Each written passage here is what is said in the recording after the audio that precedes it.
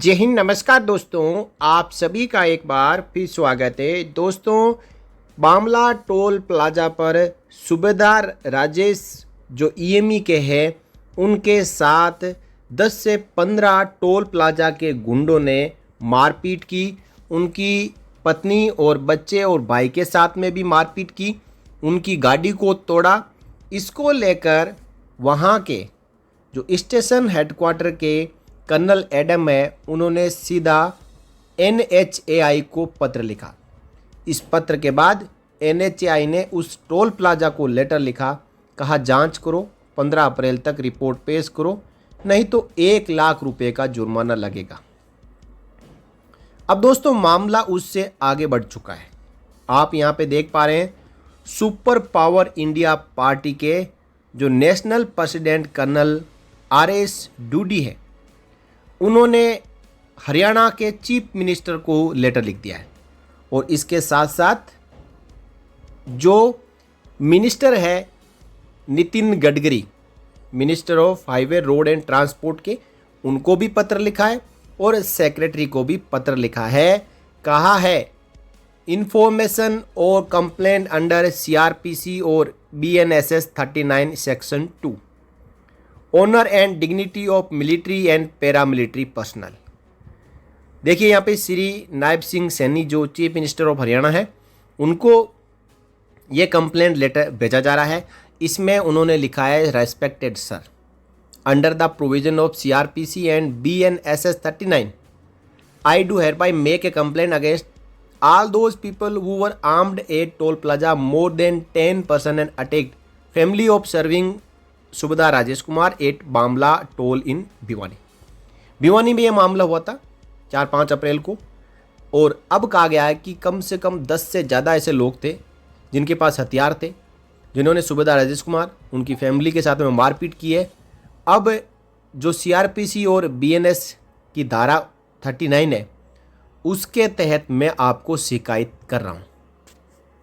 In the भारतीय नागरिक सुरक्षा संहिता यानी BNSS section 39 addresses the same issue as CRPC section 39 which concerns the public's duty to provide information about certain offences, specially section 39 of both the CRPC and the BNSS outline the obligation for individuals to inform the authorities, magistrate or police officer about the commission or impending commission of certain offences।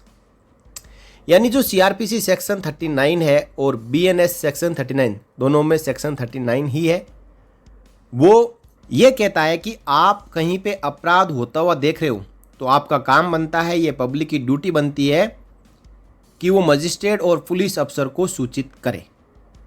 Here is a more detailed breakdown. CRPC section 39 क्या कहता है? This section mandates that anyone who is aware of the commission or intention to commit certain offences must inform the nearest magistrate or police officer। और BNSS की धारा 39 क्या कहती है?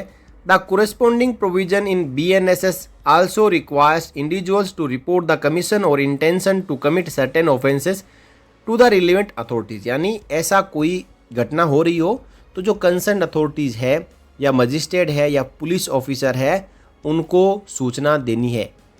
The main purpose of this section is to encourage public participation in the justice system by ensuring that authorities are informed about potential crimes।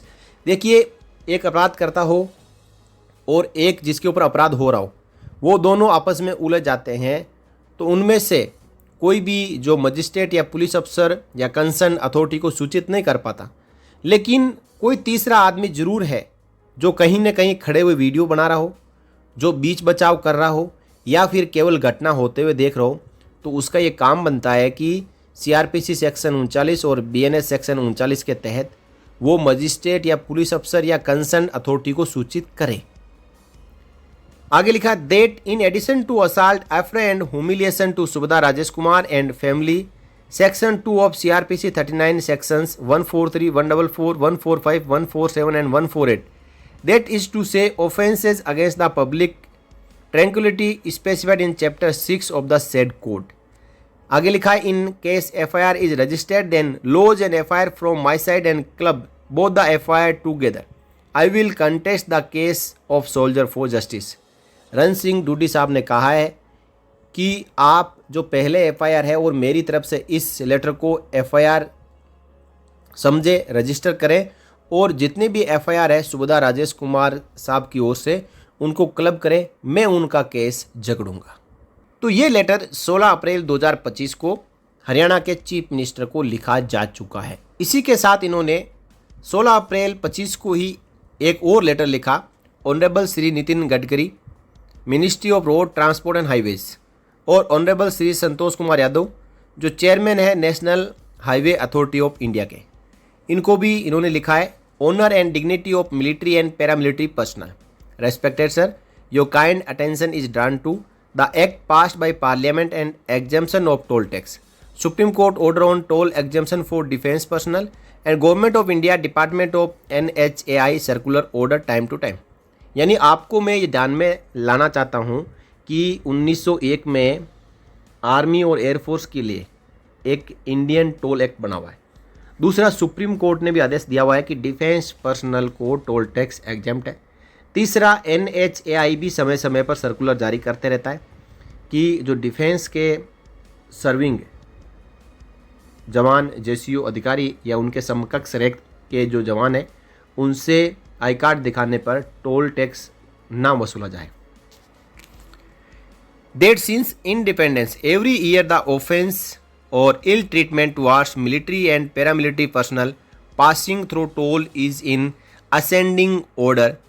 Therefore, your good self is requested to pass an order to all toll operators to educate their employees to stand up and clap in honor of the military and paramilitary personnel and allow them to pass with dignity and honor. देखिए, देश की आज़ादी से लेकर अब तक लगातार जो मिलिट्री पर्सनल है, जो सोल्जर्स है, उनके साथ इल ट्रीटमेंट और अपराध की घटनाएं टोल प्लाजा कर्मियों द्वारा बढ़ाई जा रही है और ये लगातार बढ़ती जा रही है। इसलिए जितने भी देश में टोल प्लाजा है उनके स्टाफ को आप ये बताओ कि जैसे ही जब भी कोई आपके टोल प्लाजा से मिलिट्री मैन निकले, इंडियन मिलिट्री का सोल्जर निकले, तो आप खड़े होकर ताली बजाएं। और यहाँ तक तो NHAI का आदेश है कि आप सैल्यूट मारें, चाहे मिलिट्री का हो, चाहे पैरामिलिट्री फोर्सेस का जवान हो, JCO हो, अधिकारी हो, उसका आप सम्मान करें, उसके सम्मान में ताली बजाएं।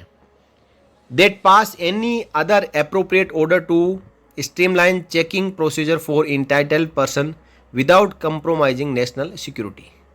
यानी यदि आपको कहीं शक हो कि ये जवान नहीं है तो आप उससे फर्दर जाके चेकिंग कर सकते हैं, लेकिन जो नेशनल सिक्योरिटी को ध्यान में रखते हुए। That in case any case or incident comes to notice wherein defense personnel has violated law or misbehavior, then the matter may please be brought to the notice of the commanding officer to deal in accordance with law or military discipline। यानी वो जवान जैसी वो अधिकारी की ओर से यदि कोई गलती होती है, वो मिसबिहेव करता है टोल प्लाजा के कर्मियों के साथ में या कुछ गलत कहता है, गलत एक्ट करता है, तो ये आपका काम नहीं बनता है कि कानून हाथ में ले लो।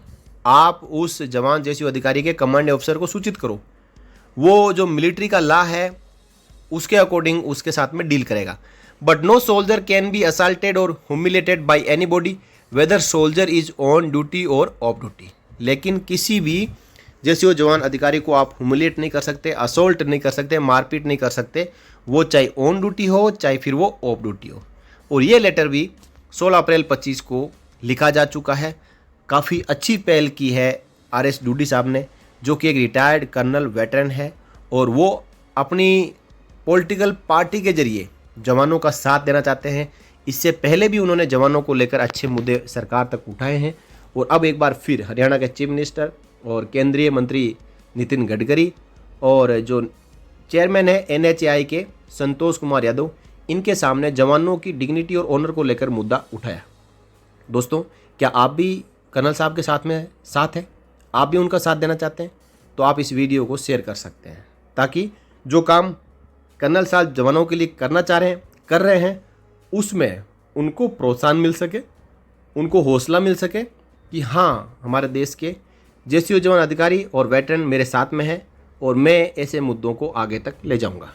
देखिए, साहब ने खुद कहा है कि मैं सुबेदार राजेश साहब का केस लड़ूंगा। यानी जो भी उसमें कानूनी कार्रवाइयाँ करनी होगी, जहाँ जहाँ पे जाना होगा, एडवोकेट से मिलना होगा, वो सब कार्रवाई करने के लिए साहब ने अपने ऊपर जिम्मा लिया है। और कर्नल साहब को हम सैल्यूट करते हुए इस वीडियो में इतना ही, और फिर मिलेंगे अगले वीडियो में। तब तक के लिए जय हिंद, जय Bharat, Vande Mataram. For more updates, subscribe to our channel and enjoy watching the videos.